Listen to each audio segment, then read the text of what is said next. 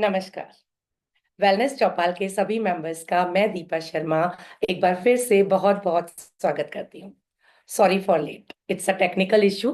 उसके लिए मैं बहुत बहुत माफी चाहती हूँ। तो चलिए सेशन की शुरुआत करते हैं गायत्री मंत्र के साथ। ओम भूर्भुवः स्वः तत्सवितुर्वरेण्यं भर्गो देवस्य धीमहि धियो यो नः प्रचोदयात्। ओम शांति शांति शांति। ओम। तो कैसे हैं हमारे सभी मेंबर्स? आशा है आप सभी स्वस्थ होंगे, मस्त होंगे और हंसते मुस्कुराते हुए अपने इस प्रोग्राम को अटेंड कर रहे होंगे। आज एक बहुत ही पॉपुलर डे है। क्या आप बता सकते हैं आज कौन सा दिन है? काफी पॉपुलर डे आज का है, स्पेशली यंगस्टर्स में। जी हाँ सोनिका, वैलेंटाइन डे। तो आज हम थोड़ा वैलेंटाइन डे की ही बात करते हैं, प्रेम की बात करते हैं, प्यार की बात करते हैं। देखिए, प्यार एक ऐसी चीज है जिसकी जरूरत सभी को होती है। सिर्फ इंसानों को ही नहीं, हर जानवर को, पेड़ पौधों तक को प्यार की जरूरत होती है। तो इसकी शुरुआत हम एक श्लोक के साथ करते हैं जो चाणक्य ने चाणक्य नीति में लिखा है। श्लोक कुछ इस तरह से है। बंध नानी खलु संति बहुनी।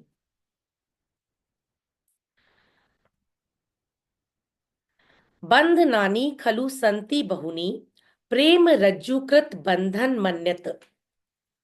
दारु भेदी निपुणोपि, दारु भेदी निपुणोपि, षडड निष्क्रियो भवति पंकज कोशे। अब इस श्लोक का अर्थ मैं आपको बताती हूँ।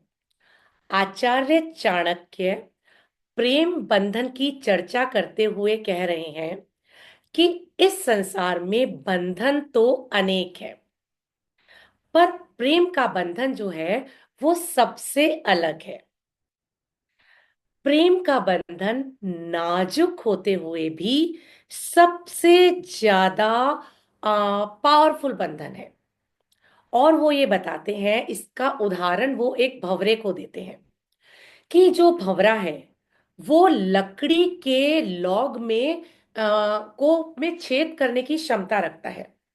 लेकिन जब वो शाम होने पे कमल के पुष्प पे बैठता है और कमल का पुष्प शाम होते ही जब बंद हो जाता है और भंवरा उसके अंदर कैद हो जाता है, तो उसमें से आजाद होने के लिए वो कभी भी उस पुष्प को काटता नहीं है। अगर वो उस पुष्प को काट दे तो आसानी से आजाद हो सकता है और अपनी जान बचा सकता है।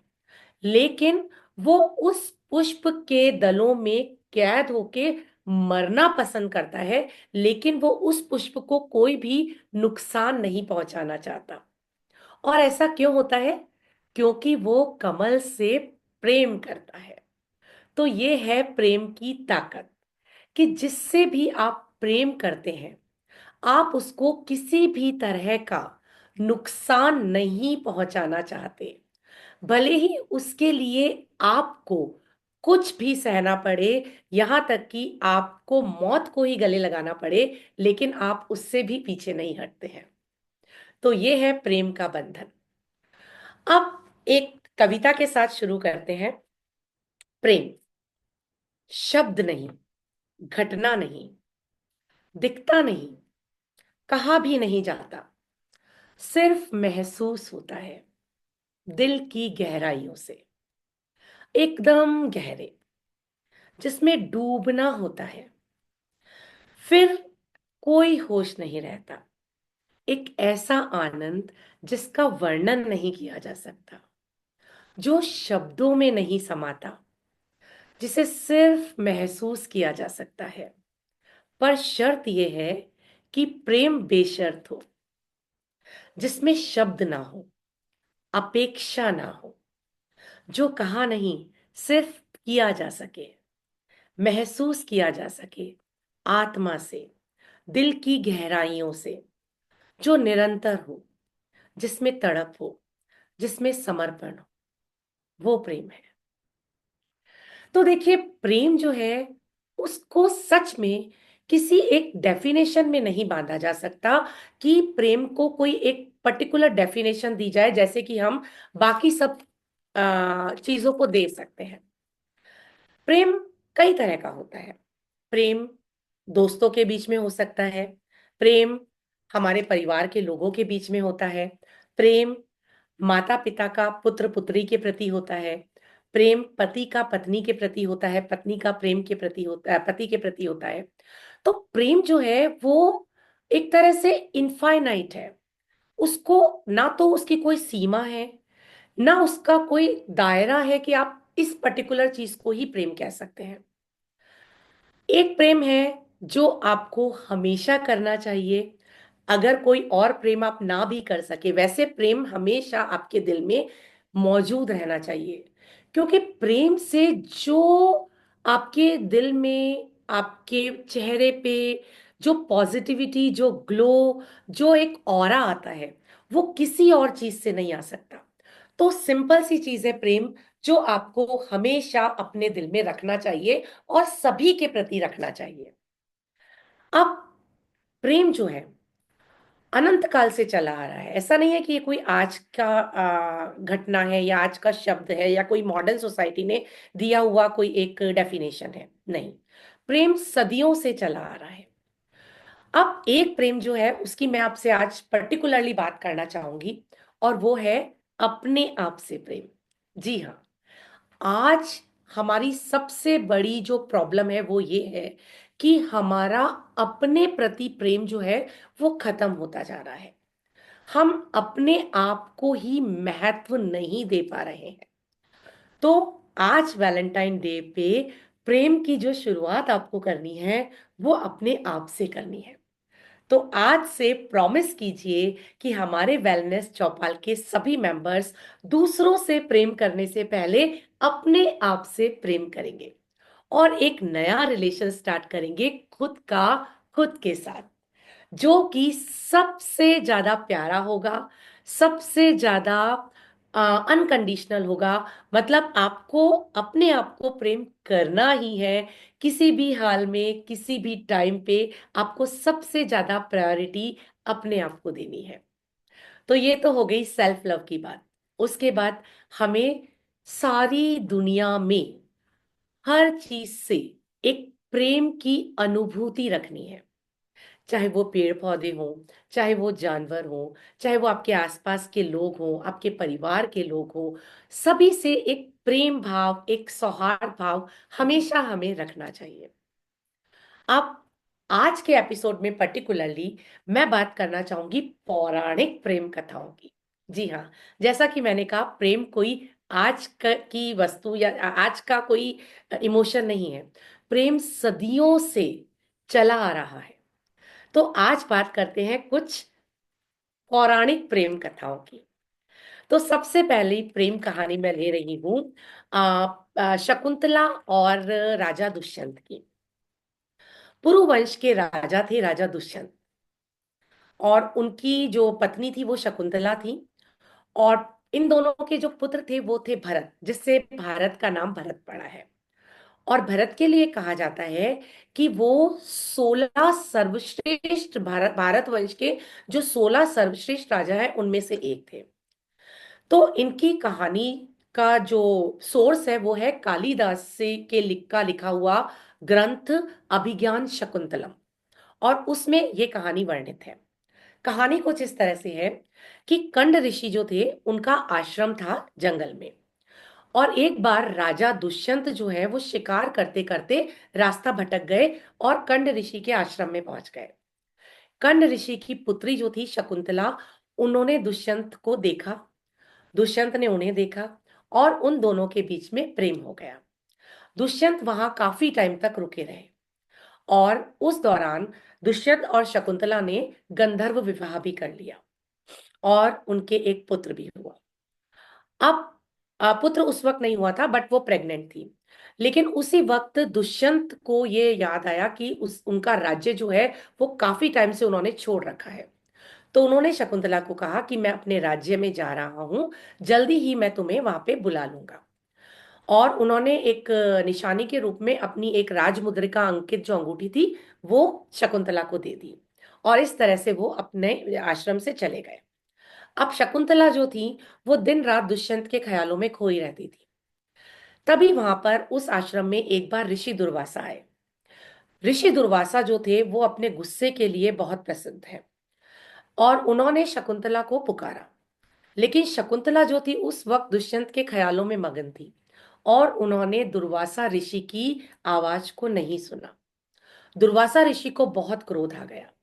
और उन्होंने शकुंतला को श्राप दिया कि जिसकी यादों में खोकर तुम मुझे इग्नोर कर रही हो, अब वो तुम्हें कभी भी याद नहीं रखेगा, वो तुम्हें भूल जाएगा।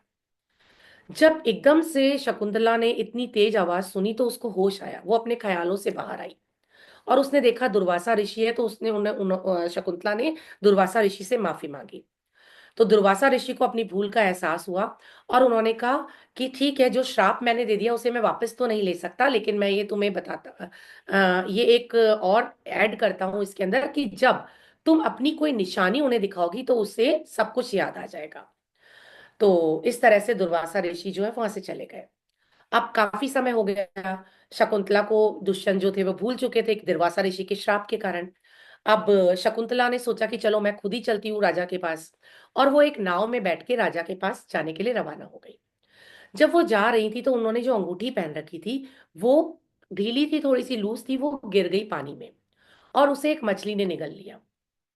जब शकुंतला राजा के दरबार में पहुंची तो उन्होंने उसको उनको बताया कि मैं शकुंतला हूं, इस तरह से हमारा विवाह हुआ था। लेकिन राजा को कुछ भी याद नहीं आया। तो उसने बिल्कुल पहचानने से मना कर दिया। अब शकुंतला जो थी उनके बारे में मैं आपको बताती हूँ कि वो विश्वामित्र और मेनका की पुत्री थी। तो उस वक्त जब दुष्यंत राजा दुष्यंत शकुंतला को ये बोल रहे थे कि मैं तुम्हें नहीं जानता, पता नहीं तुम कहाँ से आ गई हो, उस समय मेनका को बड़ा गुस्सा आया। और मेनका आके अपनी पुत्री शकुंतला को वहां से दरबार से ले गई।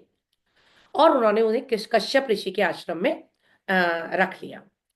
अब इधर जो राजा दुष्यंत थे उनको एक मछुआरे ने मछली पकड़ी। और उसमें उनको राजमुद्रिका मिली। उनको पता चल गया कि राजा की मुद्रिका है, वो राजा को उन्होंने लाके दी।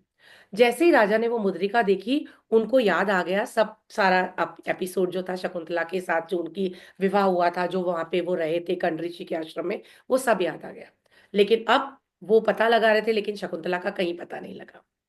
इसी बीच एक बार राजा इंद्र ने दुष्यंत को अपने साथ स्वर्गलोक में आमंत्रित किया। उनको अपनी तरफ से लड़ाई के लिए कुछ राजा चाहिए थे।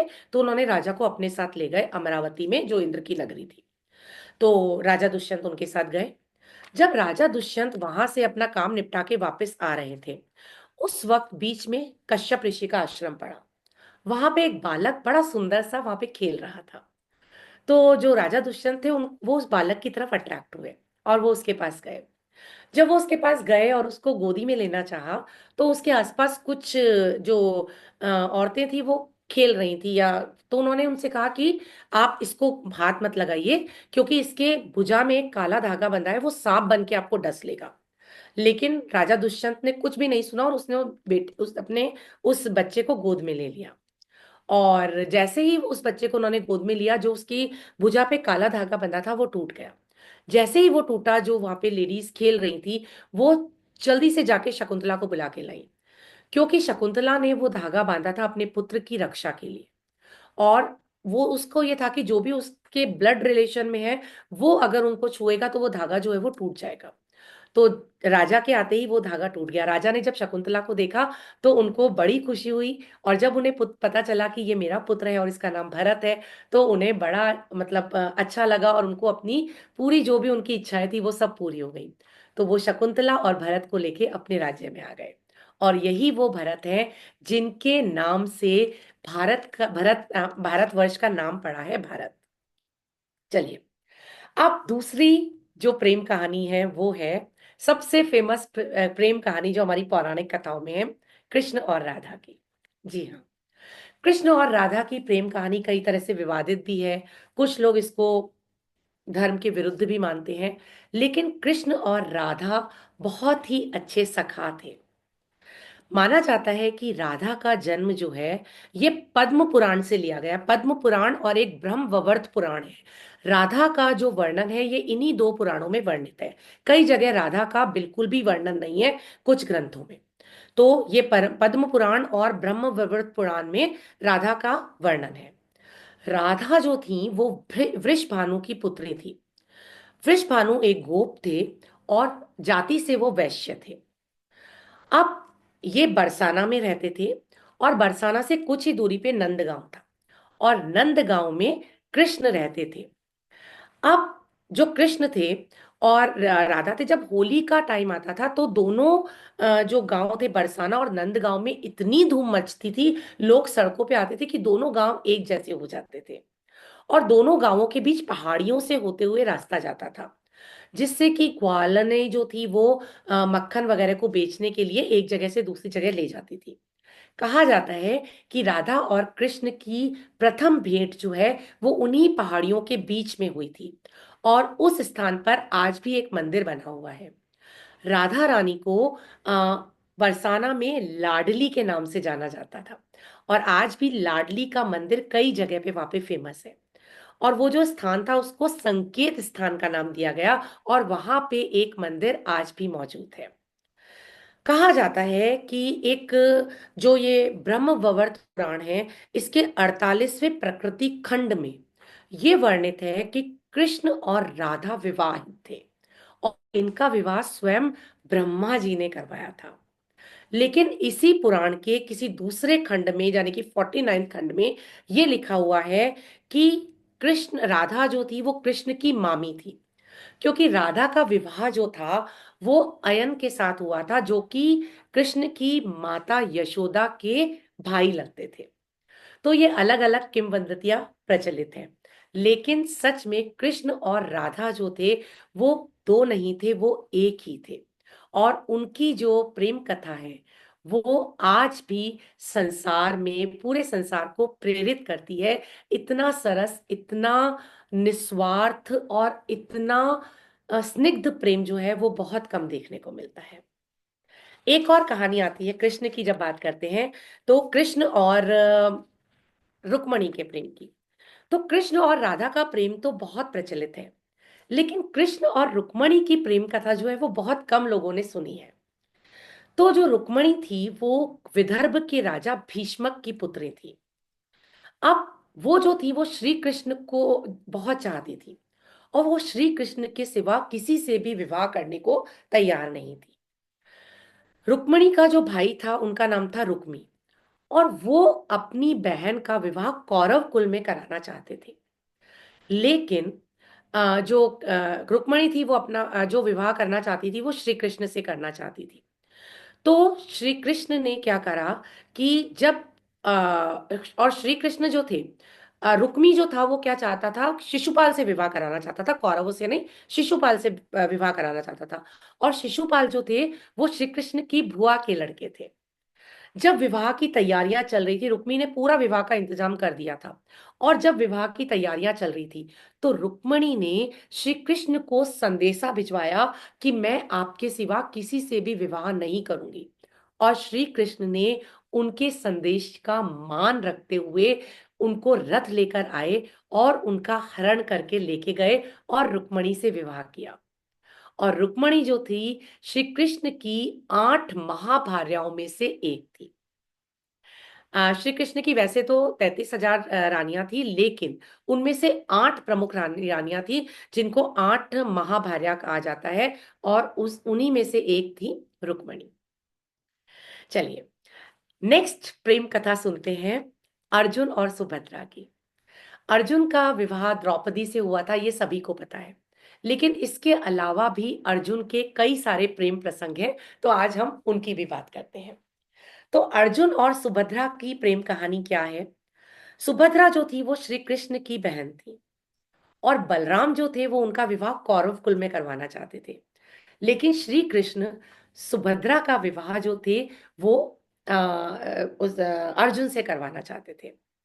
तो अर्जुन ने सुभद्रा का हरण किया श्री कृष्ण के कहने पे, और सुभद्रा से विवाह किया। विवाह के बाद 1 वर्ष तक वो द्वारिका में रहे, और कुछ समय फिर उन्होंने पुष्कर में निवास किया।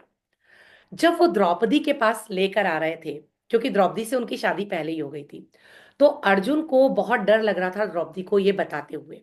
तो उन्होंने द्रौपदी को कुछ भी नहीं बताया था इस बारे में। हालांकि द्रौपदी को दूसरे सोर्सेस से पता लग गया था इस बारे में। तो उन्होंने क्या किया कि सुभद्रा को खुद भेजा, और सुभद्रा द्रौपदी के पास गई। सुभद्रा ने अपना इंट्रोडक्शन जब द्रौपदी को दिया, तो उन्होंने अपना इंट्रोडक्शन कृष्ण की बहन के रूप में दिया। और ये जब इंट्रोडक्शन उन्होंने बड़े ही अ, निवेद प्रेम से, विनम्रता से दिया, तो द्रौपदी का सारा गुस्सा जो था वो दूर हो गया। और उन्होंने कहा कि मैं अर्जुन की पत्नी से तो घृणा कर सकती हूँ या उनसे द्वेष कर सकती हूँ, लेकिन कृष्ण की बहन से मैं किस तरह से द्वेष कर सकती हूँ। जिस तरह से तुम कृष्ण की बहन हो और कृष्ण मेरे सखा हैं, तो तुम मेरी भी बहन हो। और तब उन्होंने जो सुभद्रा थी उनको सहर्ष अपना लिया। अर्जुन का एक और विवाह हुआ था चित्रांगदा से, जो कि मणिपुर की राजकुमारी थी। जब अर्जुन को अज्ञातवास मिला था, तब वो मणिपुर पहुंचे थे। मणिपुर के जो राजा थे चित्रवाहन, और उन्हें चित्रांगदा बहुत पसंद आ गई थी। तो उन्होंने चित्रवाहन से उससे विवाह की बात की। चित्रवाहन ने उनके सामने शर्त रखी। उन्होंने कहा कि मेरी शर्त यह है कि आपके विवाह से जो भी पुत्र होगा वो मणिपुर का राजा बनेगा, आपको उसे मणिपुर भेजना पड़ेगा, क्योंकि मेरी चित्रांगदा इकलौती पुत्री है, मेरे कोई पुत्र नहीं है। तो अर्जुन ने इस बात को स्वीकार कर लिया। और विवाह के बाद उन्होंने चित्रांगदा, जब उनके पुत्र हुआ, तो उन्होंने उस पुत्र को, उसके पुत्र का नाम था वृषवाहन, तो उन्होंने पुत्र को और चित्रांगदा को फिर से मणिपुर भेज दिया, और बाद में वो मणिपुर के राजा बने। इसी तरह से एक और कथा है अर्जुन और नाग कन्या उलूपी के विवाह की। उलूपी जो थी वो एक नाग कन्या थी, और यहाँ पे उल्टा हुआ, उलूपी जो थी वो अर्जुन को बहुत पसंद करती थी, और उन्होंने अर्जुन का अपहरण कर लिया। और वो उनको अपने जो भी उनका नाग वंश था, नाग का जो साम्राज्य था, वहां पे ले गई। वो जल के नीचे बसा हुआ था। तो अर्जुन ने कहा कि देखो, मेरा तो द्रौपदी से विवाह हुआ हुआ है, और मैं यहाँ पे ज्यादा नहीं रुक सकता। उन्होंने विवाह तो कर लिया, लेकिन वो उन्होंने कहा कि मैं यहाँ पे रुक नहीं सकता हूँ। उलूपी और अर्जुन का भी एक पुत्र हुआ था जिसका नाम था इरावन। और इरावन को जो था वो नागलोक में ही रहा, उलूपी के साथ रहा। और उलूपी ने अर्जुन की बात को समझा और उसे सहर्ष विदा किया। साथ में उन्हें एक और वरदान दिया कि तुम्हें किसी भी तरह के जलचर से कभी भी कोई प्रॉब्लम नहीं होगी, और जल में तुम्हारा कभी कोई नुकसान नहीं कर पाएगा। तो ये कहानी थी अर्जुन की और उलूपी की। अब एक और कथा आती है सांब और लक्ष्मणा की।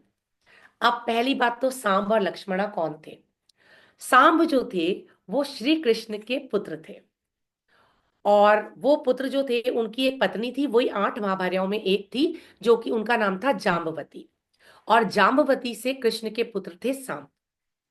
दुर्योधन की पुत्री का नाम था लक्ष्मणा, उनके पुत्र का नाम था लक्ष्मण, और उनकी पुत्री का नाम था लक्ष्मणा। तो जो कृष्ण के पुत्र सांब और दुर्योधन की पुत्री लक्ष्मणा, वो एक दूसरे को बहुत पसंद करते थे और एक दूसरे से विवाह करना चाहते थे। लेकिन दुर्योधन जो था, वो श्री कृष्ण को बिल्कुल पसंद नहीं करते थे, और वो बिल्कुल नहीं चाहते थे कि सांब और लक्ष्मणा का विवाह हो। लेकिन इस तरह से उन्होंने उनके विवाह पे रोक लगा दी थी।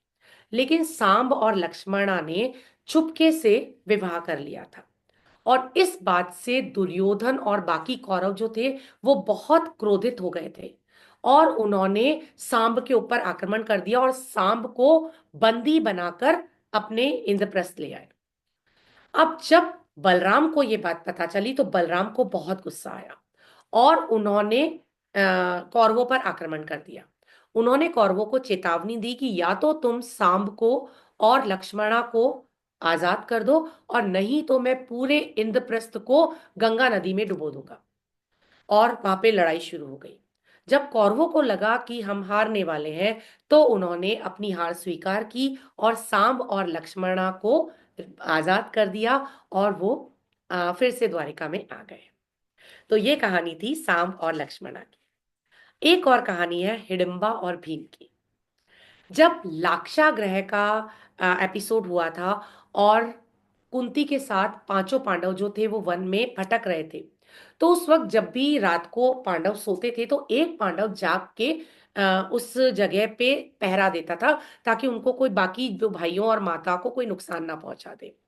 तो एक बार जिस वन में वो रुके हुए थे, उस वन में जंगल राज्य जो था वो हिडिंब राक्षस का था, और उनकी पुत्री का नाम था हिडिंबा। जब उन्होंने भीम को देखा तो वो उनपे मोहित हो गई, और उन्होंने कहा कि मैं तो इससे शादी करूंगी। और उन्होंने एक बहुत ही सुंदर स्त्री का वेश धारण किया, और वो भीम के पास पहुंच गई कि मैं आपसे विवाह करना चाहती हूँ। और भीम जो थे वो उनसे विवाह करने को तैयार हो गए। उन्होंने जब विवाह किया तो उनके एक पुत्र भी हुआ जिसका नाम था जिनका नाम था घटोत्कच। और जब हिडिंबा का पुत्र हुआ, उसके बाद हिडिंबा ने अपनी सच्चाई जो थी वो भीम को बताई कि मैं राक्षसी हूँ, मैं कोई भी साधारण कन्या नहीं हूँ। तो भीम ने कहा, देखो, तुम्हारा और मेरा कुल बिल्कुल अलग है, और तुम मेरे कुल में आ नहीं सकती हो। जिसे हिडिंबा ने सहज स्वीकार किया, और अपने पुत्र घटोत्कच को उसने अकेले जंगल में पाला, और भीम जो थे वो वहां से वापस आ गए। तो ये कहानी थी हिडिंबा और भीम की। एक और कहानी है जो कि है कच्छ और देवयानी की। ये कहानी है जब देवासुर संग्राम हो रहा था। देवताओं के गुरु थे बृहस्पति, और जो असुर थे उनके गुरु थे शुक्राचार्य। शुक्राचार्य जो थे उनको संजीवनी विद्या आती थी, और संजीवनी विद्या से वो क्या करते थे कि जितने भी दैत्य मरते थे उनको वापस जीवित कर देते थे। तो इस तरह से दैत्य का जो पलड़ा है वो ऊपर हो रहा था, और जो देवता थे वो बहुत परास्त होते जा रहे थे। तो देवताओं को लगा कि कुछ तो करना पड़ेगा। तो बृहस्पति, गुरु बृहस्पति जो थे, उन्होंने अपने पुत्र कच्छ को शुक्राचार्य के पास भेजा ये संजीवनी विद्या सीखने के लिए। जब कच्छ शुक्राचार्य के पास गए, तो शुक्राचार्य ने सब कुछ जानते हुए भी उनको ये संजीवनी विद्या सिखाने के लिए, उन्होंने पहले संजीवनी विद्या की बात नहीं की थी, उन्होंने सिर्फ एक शिष्य के रूप में वहां पे आए थे। तो शुक्राचार्य ने उनको शिष्य के रूप में स्वीकार कर लिया। शुक्राचार्य की एक बहुत ही सुंदर पुत्री थी जिनका नाम था देवयानी। देवयानी और कच्छ एक दूसरे को बहुत पसंद करने लगे थे। एक्चुअली देवयानी कच्छ को पसंद करने लगी थी। और जब ये बात बाकी असुरों को पता चली, तो वो बहुत गुस्सा हुए, और उन्होंने कच्छ को मारने की योजना बनाई। एक बार जब कच्छ जंगल में गया हुआ था, तो सारे के सारे जो राक्षस थे उन्होंने कच्छ को मार दिया। जब देवयानी को ये बात पता चली तो वो बहुत रोई, और अपने पिता को कहा कि आप अपनी संजीवनी विद्या से कच्छ को जीवित कीजिए, क्योंकि अगर वो जीवित नहीं रहेगा तो मैं भी जीवित नहीं रहूंगी। तो शुक्राचार्य ने कच्छ को जीवित कर दिया। इस तरह से ये चीज जो है वो कई बार रिपीट हुई। बार बार असुर जो थे वो कच्छ को मार देते थे, और शुक्राचार्य संजीवनी से उसे जीवित कर देते थे। अब असुरों को लगा कि ऐसे तो ये बार बार जीवित हो जाएगा। तो अब की बार उन्होंने क्या किया कि कच्छ को मार के उसको जला दिया, और उसकी हड्डियों को चूरा बना दिया, और उस चूरा को मदिरा में मिलाकर शुक्राचार्य को ही पिला दिया। अब वापस जब कच्छ घर नहीं आया, तो देवयानी फिर से चिंतित हो गई, अपने पिता के पास गई कि उन्होंने फिर से मार दिया है, आप उसे जीवित करो। तो अब तो कच्छ कहीं नजर ही नहीं आ रहा था। उन्होंने अपनी शक्ति से देखा, तो उन्हें पता चला कि कच्छ तो उनके उदर में पहुंच गया है मदिरा के थ्रू। उसी वक्त शुक्राचार्य ने ब्राह्मणों के लिए मदिरा को वर्जित कर दिया, कि मदिरा पीने से आदमी जो है वो अपने सेंसेस में नहीं रहता, वो क्या खा रहा है उसे पता भी नहीं चला, और उसने कच्छ की अस्थियों को निगल लिया था, और उसके पेट में अब कच्छ था। तो शुक्राचार्य सोच में पड़ गए कि अगर वो उसको जीवित करते हैं, और जैसे ही वो जीवित होगा उनका पेट फट जाएगा और शुक्राचार्य की मृत्यु हो जाएगी। तभी उन्हें एक युक्ति सूझी। उन्होंने क्या किया कि जब वो उदर में से आवाज जब आई थी कच्छ की, तो उन्होंने कच्छ को संजीवनी विद्या उस वक्त सिखाई। और संजीवनी विद्या जब उदर में उसने सीख ली, तब शुक्राचार्य ने उसको अपने उदर से संजीवनी विद्या के थ्रू जीवित कर दिया। लेकिन जैसे ही कच जीवित हुआ, शुक्राचार्य मर गए, क्योंकि उनका उदर जो था वो फट चुका था। जब शुक्राचार्य मर गए तो कच ने संजीवनी विद्या क्योंकि सीख ली थी, तो उन्होंने शुक्राचार्य को संजीवनी विद्या से जीवित कर दिया। अब जब उन्होंने उसको जीवित कर दिया, तो कच ने देवयानी ने कहा कि अब तुम मुझसे विवाह करो, क्योंकि मैंने कई बार तुमको जीवन दान दिया और तुम मुझे बार बार इसके लिए मना करते हो। तो कच ने कहा, देखो ऐसा है कि तुम मेरे गुरु की पुत्री हो, और गुरु पुत्री जो है वो बहन के समान होती है। दूसरी चीज, अब तो मैं तुम्हारे पिता के उदर से निकला हूं, तो मैं तुम्हारा वैसे भी भाई हो गया, और भाई और बहन का विवाह कैसे हो सकता है। तो देवयानी को ये सुन के बहुत गुस्सा आया, और उसने कच को श्राप दिया कि तुमने मेरे को जरिया बनाया संजीवनी विद्या सीखने का, इसलिए ये संजीवनी विद्या, तुम इस संजीवनी विद्या से किसी को भी जीवित नहीं कर पाओगे। कच को बड़ा दुख हुआ, लेकिन कुछ नहीं किया जा सकता था। तो वो वापस बृहस्पति जी के पास आ गए, और उन्होंने ये विद्या जो थी वो आके बृहस्पति जी को सिखा दी। तो इस तरह से जो विद्या थी वो बृहस्पति जी को मिल गई, लेकिन कच को नहीं मिली। और ये थी देवयानी और कच की प्रेम कथा, जो कि एक तरफा प्रेम था देवयानी का कच के प्रति। इसी तरह से हमारी जो इतिहास है वो पौराणिक कथाओं से भरा पड़ा है। मेरे पास और भी बहुत सारी पौराणिक कथाएं हैं, एक और सुना देती हूँ क्योंकि टाइम रिस्ट्रिक्शन हमें दे रहा है। एक है मायावती और प्रद्युम्न की। अब प्रद्युम्न कौन थे? प्रद्युम्न श्री कृष्ण के पुत्र थे, जो कि उनकी पत्नी रुक्मणी से उनकी उत्पत्ति हुई थी। रुक्मणी भी 8 महाभार्याओं में से एक थी। अब एक दुष्ट राक्षस जो था, उन्होंने प्रद्युम्न का एक बार अपहरण कर लिया। जब वो अपहरण करके ले जा रहे थे, तो जो प्रद्युम्न थे वो जल में गिर गए। जल में एक मछली ने प्रद्युम्न को निगल लिया। अब जब उस मछली ने प्रद्युम्न को निगल लिया, उसी एरिया के पास में एक मछुआरों का प्रदेश था। उस मछुआरे के प्रदेश की जो सरदार थी वो मायावती नाम की एक मछुआरन थी। जब वो मछली मछुआरन के पास आई और उसमें से जब प्रद्युम्न निकला, तो मायावती ने प्रद्युम्न की देखभाल एक पुत्र की तरह की और उसका पूरा भरण पोषण किया। जब प्रद्युम्न बड़ा हुआ, तो उसे पता चला कि मैं श्री कृष्ण और रुक्मणी का बेटा हूं। तो उसने वहां पे मायावती को कहा कि मैं अपने घर वापस जाना चाहता हूँ। तो मायावती ने कहा, नहीं तुम नहीं जा सकते, कि तो मैं तुम्हें नहीं जाने दूंगी, और मैं तो तुमसे विवाह करूंगी। तो प्रद्युम्न को बड़ा आश्चर्य हुआ। उसने कहा कि आप तो मेरी माता के समान है, आपने मेरा भरण पोषण भी मेरी माता के समान किया है, फिर आप मुझसे विवाह करने का कैसे सोच सकती हैं? उसने कहा कि मैं रति हूं, मैं पिछले जन्म में रति थी और तुम पिछले जन्म में कामदेव थे। शिव जी के श्राप के कारण तुम भस्म हो गए थे, और जो उस वक्त मैंने शिव जी से प्रार्थना की थी और शिव जी को श्राप दिया था कि आपके और पार्वती जी के कोई पुत्र नहीं होगा। तो उस वक्त शिव जी को अपनी गलती का एहसास हुआ, और उन्होंने मुझे ये वरदान दिया कि अगले जन्म में मैं मायावती के रूप में, और प्रद्युम्न जो कामदेव है वो कृष्ण के पुत्र के रूप में पैदा होंगे। तो प्रद्युम्न आप हैं और आप कामदेव का रूप है। तो इस तरह से मैं तुमसे विवाह करूंगी। और उस वक्त कामदेव जो थे, देव मायावती थी, उनका प्रद्युम्न से विवाह हुआ।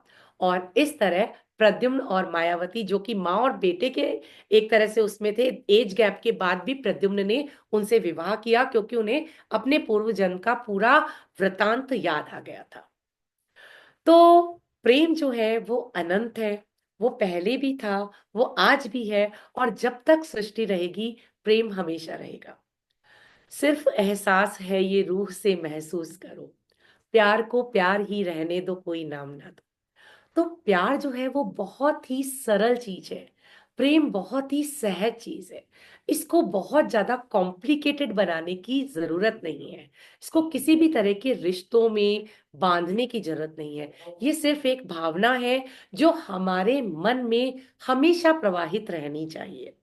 तो इसी प्रेम की भावना के साथ मैं आज के सेशन को विराम देती हूँ, और आशा करती हूँ कि आप सभी के मन में प्रेम का दरिया हर वक्त बहता रहेगा, और आप चारों तरफ प्रेम फैलाएंगे।